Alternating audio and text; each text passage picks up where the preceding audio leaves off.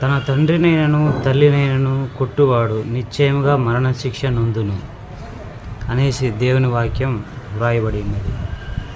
ఆ తరువాత తన తండ్రినైనను తల్లినైనను శపించువాడు నిశ్చయముగా మరణశిక్ష నొందును అని కూడా వ్రాయబడి ఉన్నది.